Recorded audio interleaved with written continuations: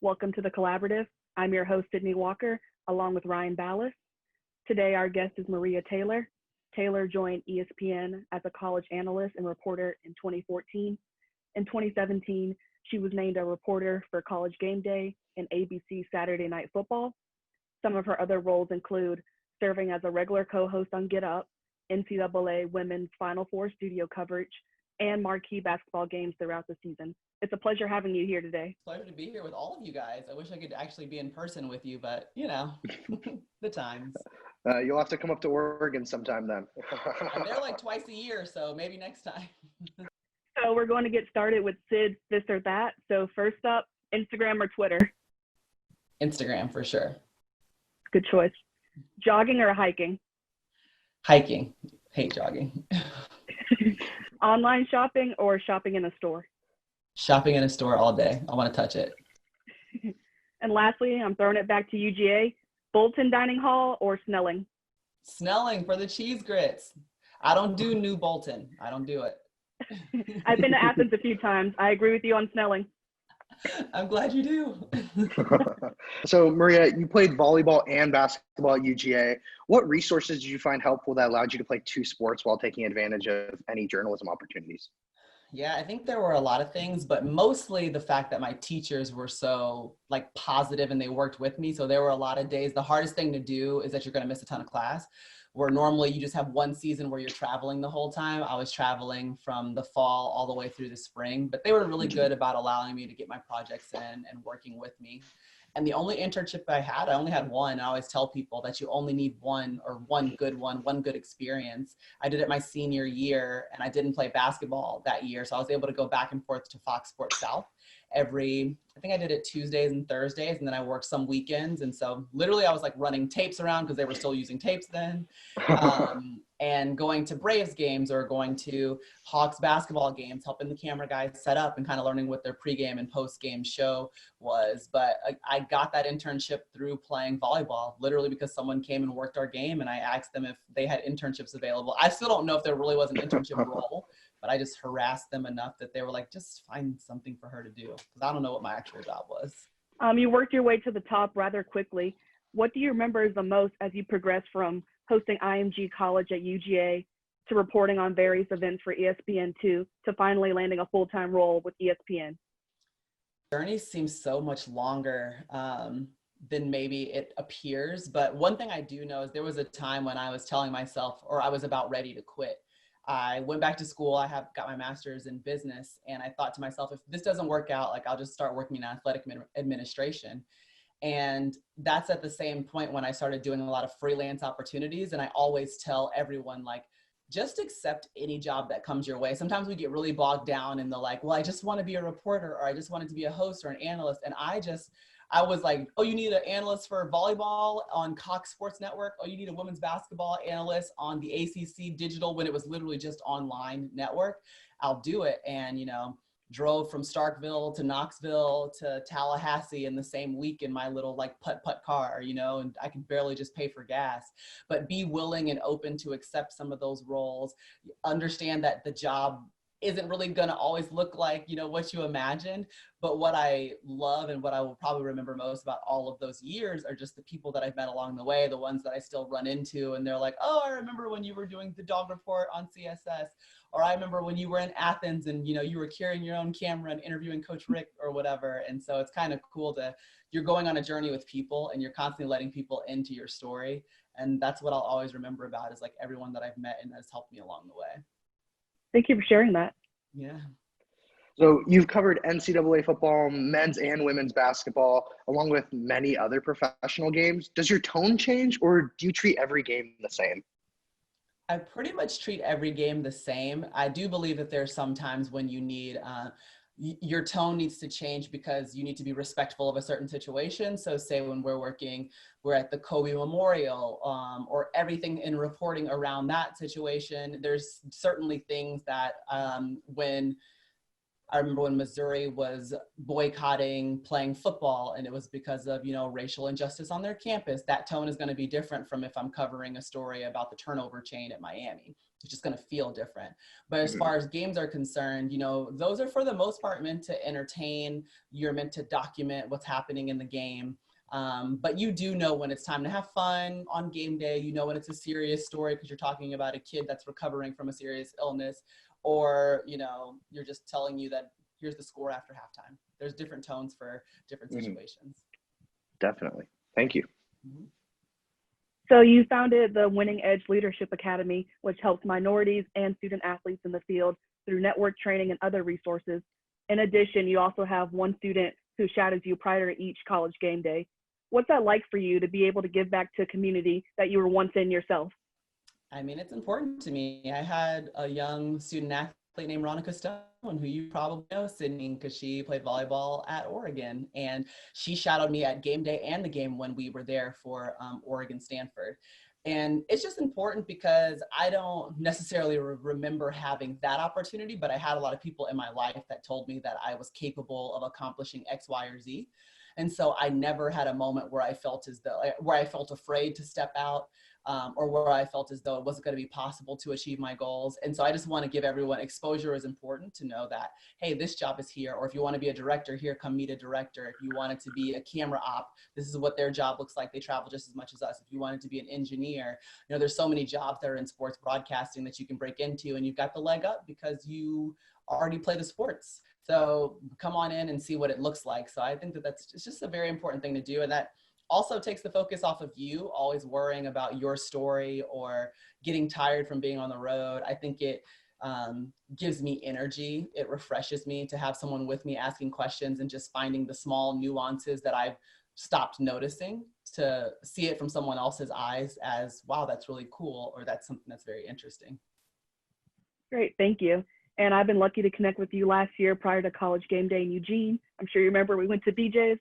Yep. And also Holly Rowe when she came and spoke to our athletic department. Right. When you were in college and looking back, how did you approach keeping in touch with big names in the industry? Did you feel like you could reach out easily, or was it more of, I'm not going to contact them for a while?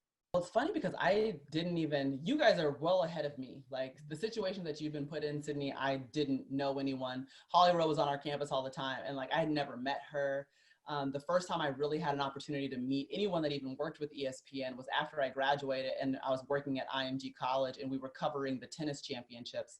And I just was around and was able to go walk through the trucks and everything.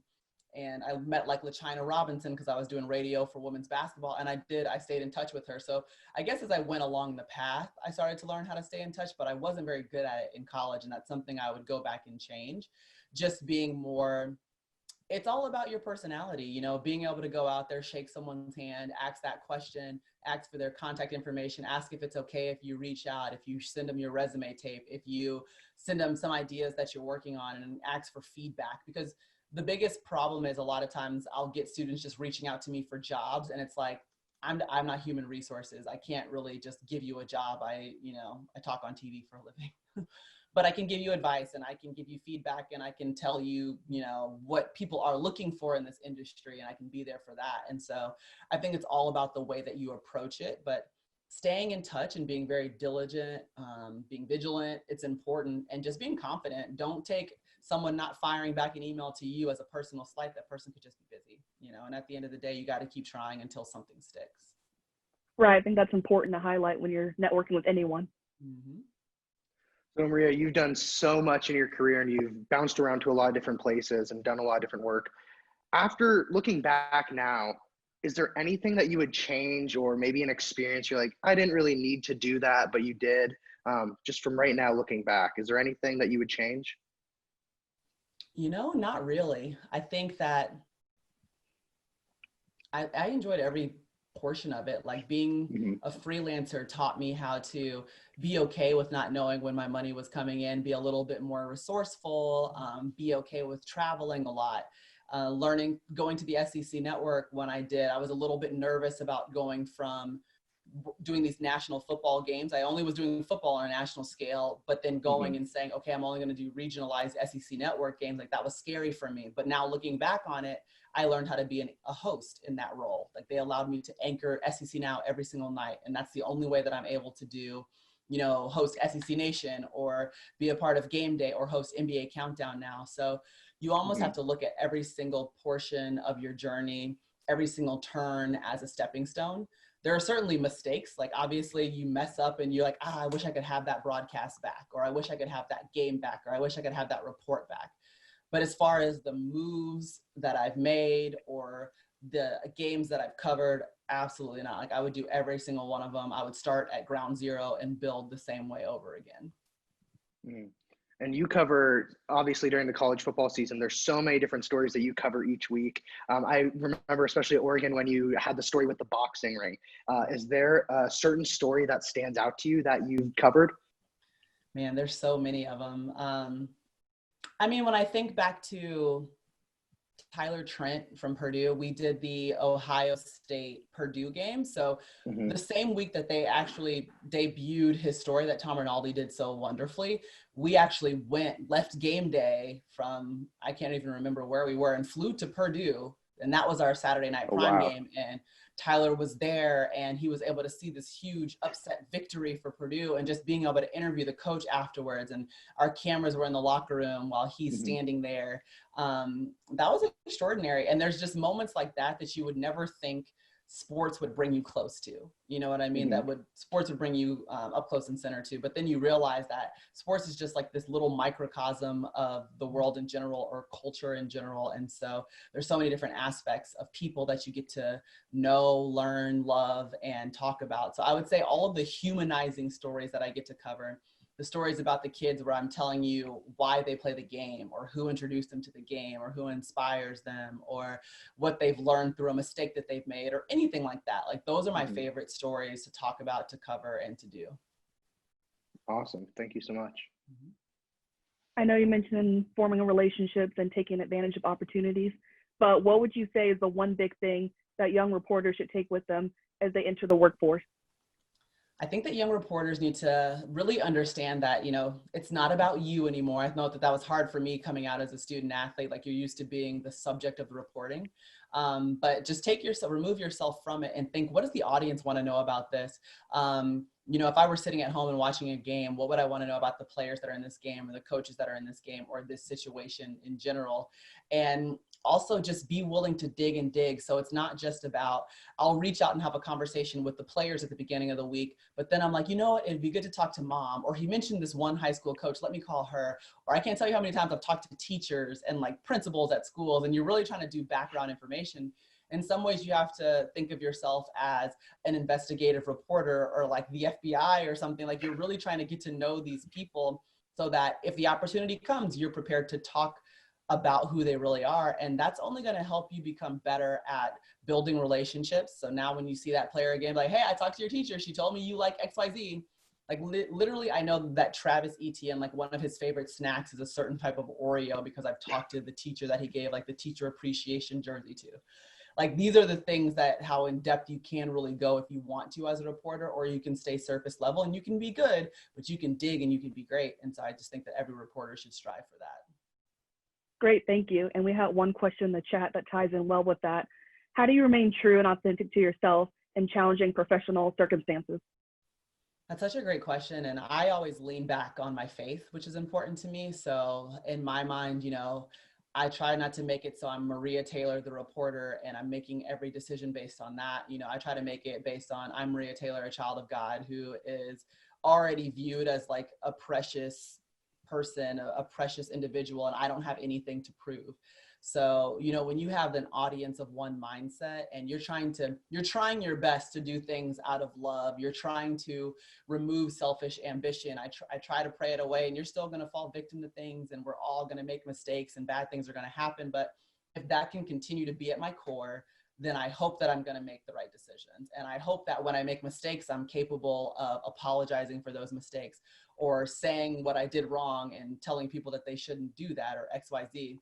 So I think if you have a strong foundation, so for me, that's my faith. Some people, that's their family.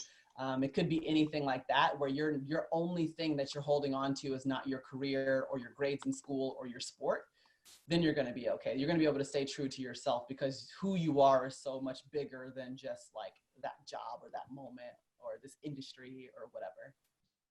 I love that perspective. Thank you. And we have time for one more question. And there was one that says, what is your next big next big professional challenge? Ooh, I like that one. A lot of people ask that, and I'm not sure like where I go from here because I'm been so blessed to be able to do exactly what I wanted. I've wanted to get into the NBA for so long, and now I've been able to work in the NBA.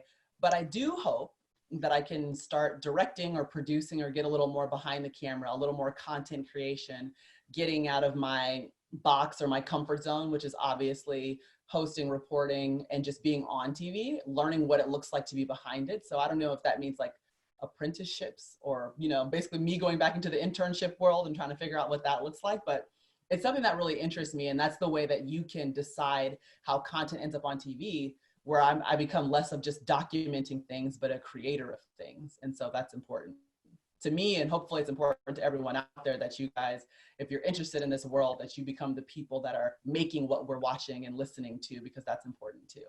Go ahead, Sydnee, tell everyone what we're watching here. Welcome to The Collaborative. Your host, Sydnee Walker and Ryan Ballis, along with Maria Taylor. Thank you so much for being on here today. I really appreciate it. It was good seeing you again, and thank you for your time. No problem. Thanks, Yeah, thank you for guys. joining us. We really appreciate it. Week.